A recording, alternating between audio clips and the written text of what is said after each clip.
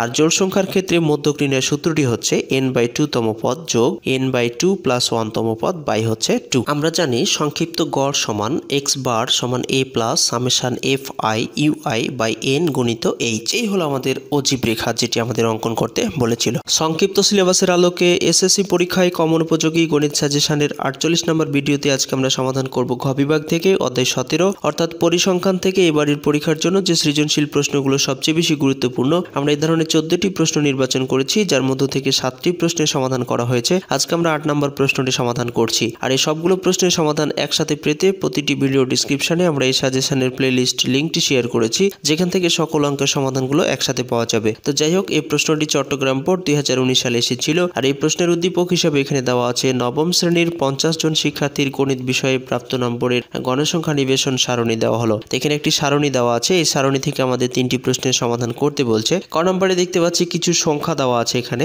বেশ কিছু সংখ্যা দেওয়া আছে এবং বলছে উপাত্ত সমূহের মধ্যক নির্ণয় করো। এরপরে খ নম্বরে বলছে প্রদত্ত সারণী হতে সংক্ষিপ্ত পদ্ধতিতে গড় নির্ণয় করো। আর গ নম্বরে বর্ণনা সহ প্রদত্ত উপাত্তের অজীব রেখা আঁকো। আর কথা না বাড়িয়ে আমরা সরাসরি ক নম্বর প্রশ্নের সমাধান দিয়েই শুরু করা যাক। ক নম্বর প্রশ্নে 10টি সংখ্যা এলোমেলো ভাবে দেওয়া আছে এবং প্রদত্ত উপাত্তগুলোর মধ্যক নির্ণয় করতে বলছে। খেয়াল রাখতে হবে, যখনই মধ্যক নির্ণয় করতে বলবে এরকম এলোমেলো সংখ্যা থেকে, তখন অবশ্যই সংখ্যাগুলোকে ছোট থেকে বড় আকারে সাজিয়ে নিতে হবে। তাই আমরা এখানে লিখেছি প্রদত্ত উপাত্তগুলোকে মানের ঊর্ধ্বক্রম অনুসারে সাজিয়ে পাই। এখানে সংখ্যাটি শুরু হয়েছে 18 থেকে আর শেষ হয়েছে 38-এ। আর এই সংখ্যাগুলো কতটি সংখ্যা আছে সেটাকে গুণে লিখতে হবে। আমরা এখানে দেখতে পাচ্ছি 1 2 3 4 5 6 7 8 9 10টি সংখ্যা আছে। এখানে মোট সংখ্যা 10, যা জোড় সংখ্যা। কেন? জোড় সংখ্যার ক্ষেত্রে একটি সূত্র আছে, বিজোড় সংখ্যার ক্ষেত্রে একটি সূত্র আছে, সেজন্য আমাদের এই কথাটা লিখতে হবে। এখানে 10 সংখ্যাটা যেহেতু জোড় সংখ্যা, তাই আমরা লিখেছি যা জোড় সংখ্যা। আর জোড় সংখ্যার ক্ষেত্রে মধ্যক নির্ণয়ের সূত্রটি হচ্ছে n/2 তম পদ যোগ n/2 + 1 তম পদ বাই হচ্ছে 2। এখন আমরা n এর মানটা বের করব। এখানে n হচ্ছে মোট সংখ্যা, মানে 10 আছে, তাই আমরা এখানে লিখবো 10 ভাগ হচ্ছে 2 তম পদ। এরপরে প্লাস n হচ্ছে মোট সংখ্যা, তাই 10 ভাগ হচ্ছে 2 যোগ 1 তম পদ। এরপরে ভাগ হচ্ছে 2। এখন 10কে যদি আমরা 2 দিয়ে ভাগ করি তাহলে 5 হয়ে যাবে, তাই এখানে হয়ে যাবে 5 তম পদ। এরপরে যোগ 10কে 2 দিয়ে ভাগ করলে 5, 5 আর 1 যোগ করলে 6 তম পদ হয়ে যাবে। আর নিচে ভাগ আছে কত? 2। 5 তম পদটা কত এখানে আমাদের গুণে বের করতে হবে। তাহলে 1 2 3 4 5, তাহলে 5 তম পদ হচ্ছে 24 আর 6 তম পদ হচ্ছে 26। তাহলে 5 তম পদ আমরা এখানে পেলাম 24 যোগ আর 6 তম পদ হচ্ছে 26, তাহলে আমরা এখানে লিখবো 26 ভাগ হচ্ছে 2। এখন 24 আর 26 যদি আমরা যোগ করি তাহলে 24 আর 26 যোগ করলে হয়ে যাবে 50, নিচে আছে 2। এখন 50কে যদি আমরা 2 দিয়ে ভাগ করি তাহলে কত পাবো? 25 পেয়ে যাব। এটাই হলো আমাদের মধ্যক, এটাই আনসার, এটাই আমাদের নির্ণয় করতে বলেছিল। তো এরপরে আমরা এখন চলে যাব খ নম্বর প্রশ্নে। খ নম্বর প্রশ্নে প্রদত্ত সারণী হতে সংক্ষিপ্ত পদ্ধতিতে গড় নির্ণয় করতে বলছে। আমাদের যেখানে উদ্দীপকে যে সারণীটি দেওয়া আছে, এই সারণী থেকে সংক্ষিপ্ত পদ্ধতিতে গড় নির্ণয় করার জন্য আমরা আরো একটি সারণী তৈরি করে নেওয়ার পরে আমরা সংক্ষিপ্ত পদ্ধতিতে গড় নির্ণয় করব। চলো প্রথমে সারণীটি তৈরি করা যাক। খ নম্বর প্রশ্নে আমাদের সংক্ষিপ্ত পদ্ধতিতে গড় নির্ণয় করতে বলেছে, সেজন্য আমরা এখানে একটি সারণী তৈরি করে নিয়েছি, সংক্ষিপ্ত পদ্ধতিতে গড় নির্ণয়ের সারণী। আমরা জানি সংক্ষিপ্ত পদ্ধতিতে গড় নির্ণয় করতে হলে আমাদের শ্রেণীব্যাপ্তি, মধ্যমান, গণসংখ্যা, ধাপ বিচ্যুতি এবং গণসংখ্যা গুণিত ধাপ বিচ্যুতি, এই অপশনগুলো দিয়ে একটি সারণী তৈরি করতে হয়। আর শ্রেণীব্যাপ্তির মানগুলো আমাদের উদ্দীপকেই দেওয়া ছিল, গণসংখ্যাটাও দেওয়া ছিল। বাকি এখানে 3টি অপশন আছে, এটা আমরা এখন ফিল আপ করবো। তো প্রথমে মধ্যমানটা বের করব। মধ্যমানকে আমরা xi দ্বারা প্রকাশ করে থাকি। মধ্যমান বের করার নিয়মটি হলো উচ্চ সীমা নিম্ন সীমা যোগ করে 2 দিয়ে ভাগ করতে হয়। এখানে 50 আর 54 এই দুটি সংখ্যাকে যোগ করে 2 দিয়ে ভাগ করলে যে মানটা আসবে সেটি হয়ে যাবে এটার মধ্যমান। তো 50 আর 54 যোগ করলে 104, 104কে যদি আমরা 2 দিয়ে ভাগ করি তাহলে পেয়ে যাব 52। একটি সংখ্যা বের করার পরে বাকি সংখ্যাগুলো ব্যবধানটা যোগ করতে করতে চলে আসলে আমাদের বাকি মানগুলো পাওয়া যায়। তো 50 থেকে 54 পার্থক্য হচ্ছে 5 বা ব্যবধান হচ্ছে 5। এখন যদি 5 করে যোগ করি তাহলে চলে আসবে 52 আর 5 যোগ করলে হয়ে যাবে 57, 57 আর 5 যোগ করলে হয়ে যাবে 62, এবার 62 আর 5 যোগ করলে 67, 67 আর 5 যোগ করলে হয়ে যাবে 72, 72 আর 5 যোগ করলে 77। ঠিক এইভাবে বাকি হিসেব করে দেখবে সবগুলো মান এভাবে মিলে যাবে। এখন ধাপ বিচ্যুতির মানটা কিভাবে বের করবে সেটি তোমাদের দেখাচ্ছি। ধাপ বিচ্যুতির মানটি এখানে বের করার একটা সূত্র আছে, যে ui সমান xi minus a by h। এই সূত্রটার মাধ্যমেই কিন্তু আমাদের ধাপ বিচ্যুতির মানটা বের হয়। xi হচ্ছে মধ্যমান, a হচ্ছে আনুমানিক গড় আর এইচ হচ্ছে ব্যবধান। এটাকে আমাদের মধ্যমানের যে কোনো একটা মানকে আনুমানিক গড় ধরে নিতে হবে। তা আমি এখানে 67কে আনুমানিক গড় ধরে নিলাম। যে কোনো একটা মান আনুমানিক গড় ধরা যাবে। তো যেটাকে আমরা আনুমানিক গড় ধরবো ওই সারির ধাপ বিচ্যুতির মানটা 0 হয়ে যাবে, আর উপরের যে মানগুলো আছে এগুলো মাইনাস আকারে যাবে, অর্থাৎ একটা মানের জন্য -1, এরপরে দুইটা আছে -2, এরপরে আছে -3। ঠিক এভাবে যতগুলো মান থাকবে মাইনাস আকারে বাড়তে থাকবে, আর নিচের মানগুলো প্লাস আকারে, অর্থাৎ 1 এরপরে 2। ঠিক এইভাবে কিন্তু চলে আসবে। খুবই সহজ একটা টেকনিক। আর যদি তোমরা মনে করো যে মানটা কিভাবে বের হচ্ছে, তা আমি একটি মান বের করে দেখাচ্ছি, তাহলে তোমরা বুঝতে পারবে। তো এখানে একটা মান আমি বের করে দেখাচ্ছি, এই -3 মানটা কিভাবে আসলো। তো এখানে xi হচ্ছে মধ্যমান। তো মধ্যমানটা প্রথমে আছে কত 52, তো আমি এখানে 52 বসালাম, এরপরে মাইনাস আছে মাইনাস দিলাম। ধরেছি আমরা আনুমানিক গড় 67, তাহলে এখানে বসাবো 67। আর এইচ হচ্ছে ব্যবধান, অর্থাৎ 50 থেকে 54, ব্যবধানটা হচ্ছে কত 5।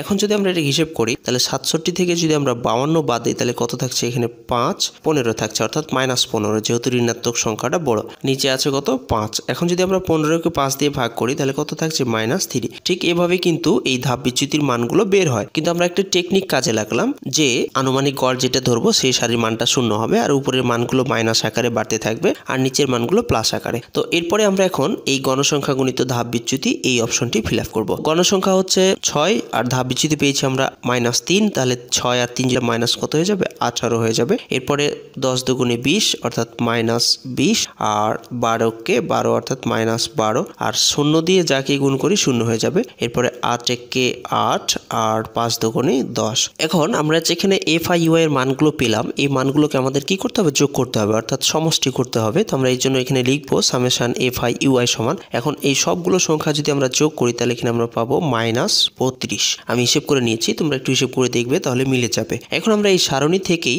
আমাদের যে সংক্ষিপ্ত গড় নির্ণয় করতে হবে, এই গড়ের সূত্রটি লিখবো। লেখার পরে আমাদের চলকের মানগুলোকে বের করে নেব। আমরা জানি সংক্ষিপ্ত গড় সমান x বার সমান a plus summation FI/UI by n গুণিত h। এ হচ্ছে আনুমানিক গড়। তো আমরা আনুমানিক গড় ধরেছি 67, তাই এ সমান আমরা লিখবো এখানে 67, আর n সমান হচ্ছে মোট গণসংখ্যা, n সমান এখানে মোট গণসংখ্যা 50, আর সামেশন FI/UI সমান আমরা এখানে পেয়েছি -32, তাই এখানে লিখবো 32 -32, আর h সমান হচ্ছে ব্যবধান 75 থেকে 79, অর্থাৎ এখানে ব্যবধানটা আছে 5। তো সবগুলো মান লিখে নিলাম। এখন যদি আমরা এই সূত্রে মানগুলো বসাই, তো এ হচ্ছে আনুমানিক গড় 67 ধরেছি আমরা, এরপরে প্লাস আছে দিলাম, সামেশন FI/UI সমান আমরা পেয়েছি -32, আর n সমান মোট গণসংখ্যা 50, আর গণিত h সমান হচ্ছে 5 বসিয়ে দিলাম। এখন একটু হিসেব করে নেব। 67 আছে থাক, এরপরে প্লাসে মাইনাসে মাইনাস 32 আর 5 যদি আমরা গুণ করি তাহলে 160 পাবো, আর নিচে আছে কত 50।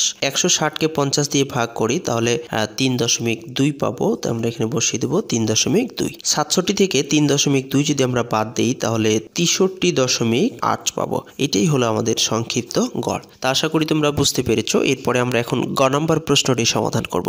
গ নম্বর প্রশ্নে প্রদত্ত উপাত্তের বর্ণনা সহ অজীব রেখা আঁকতে বলেছে, আর এই অজীব রেখা অঙ্কনের জন্য আমাদের একটি সারণী তৈরি করতে হবে, ক্রমযোজিত সারণী। তাই শ্রেণীব্যাপ্তির এবং গণসংখ্যার এই মানগুলো নিয়ে প্রথমে আমরা একটি সারণী তৈরি করে নিব, এরপরে আমরা অজীব রেখাটি অঙ্কন করব। চলো অঙ্কন করা যাক। গ নম্বরে বর্ণনা সহ প্রদত্ত উপাত্তের অজীব রেখা আঁকতে বলেছে, আর এই অজীব রেখা অঙ্কনের জন্য আমাদের একটি ক্রমযোজিত সারণী তৈরি করতে হবে। অজীব রেখা অঙ্কনের প্রয়োজনীয় সারণী 3টি অপশন, শ্রেণীব্যাপ্তি, গণসংখ্যা এবং ক্রমযোজিত গণসংখ্যা। তো যেহেতু শ্রেণীব্যাপ্তির মানগুলো উদ্দীপকে দেওয়া ছিল, গণসংখ্যাটাও দেওয়া ছিল, আর এই ক্রমযোজিত অপশনটি আমরা ফাঁকা রেখেছি, এটি একটি বোঝার বিষয় আছে। যখন আমরা এই অপশনটি ফিল আপ করবো তখন প্রথম সংখ্যা যেটা থাকে সেটা এখানে ঠিকই লিখতে হবে, আর পরের সংখ্যাগুলো যোগ আকারে চলে আসবে, অর্থাৎ 10 আর 6 যোগ করলে হয়ে যাবে 16। এরপরে 16 আর 12 যদি আমরা যোগ করি তাহলে হয়ে যাবে 28।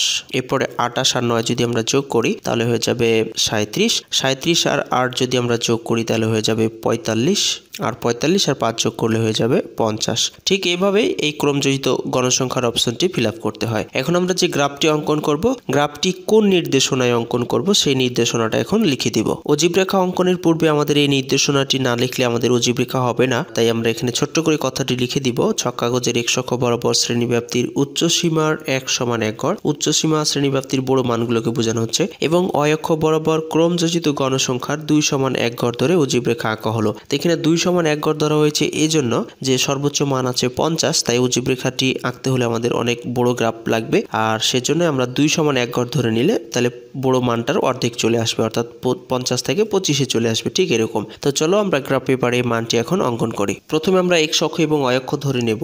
এটা x অক্ষ, এটি হচ্ছে y, 0 বিন্দু, এটা x প্রাইম, এটা হচ্ছে x, উপরে হচ্ছে y, নিচেরটা y প্রাইম। এরপরে এখানে একটি আমরা ছোট্ট করে এরকম করে ভাঙা চিহ্ন দিব আগের মানগুলোকে বোঝানোর জন্য। এখন আমরা যেহেতু x অক্ষ বরাবর শ্রেণীব্যাপ্তির উচ্চ সীমা ধরেছি, তাই এখানে ছোট্ট করে কথাটি লিখে দিব, শ্রেণীব্যাপ্তির উচ্চ সীমা। আর y অক্ষ বরাবর গণসংখ্যা ধরেছি, তাই গণসংখ্যাটা লিখে দিব। এখানে আমরা x অক্ষ বরাবর শ্রেণীব্যাপ্তির উচ্চ সীমা ধরেছি, তাই শ্রেণীব্যাপ্তির উচ্চ সীমা লিখে দিলাম। এরপরে y অক্ষ বরাবর আমরা ক্রমযোজিত গণসংখ্যা ধরেছি, তাই এটাও লিখে দিলাম। এখন আমরা মানগুলোকে বসাবো। প্রথম মানটি হচ্ছে আমাদের 54, তাই আমরা এখানে বসাবো কত, 54। এর পরেরটি হচ্ছে 59, ঠিক এইভাবে বসাবো।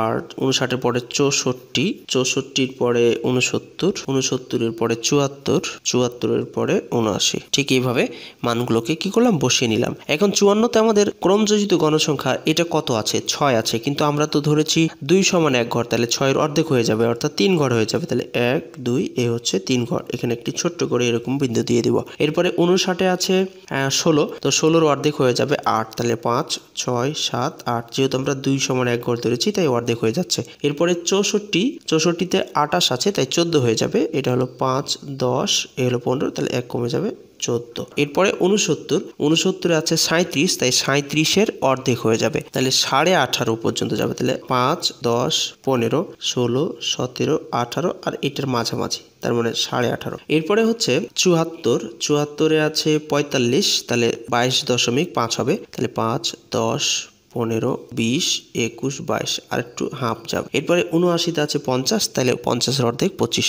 5 10 15 20, এ হলো 25। ঠিক এইভাবে দুটি করে বিন্দু যোগ করে দিচ্ছি, ঠিক এইভাবে দুটি করে বিন্দু যোগ করলে আমাদের রেখাটি সুন্দর হবে।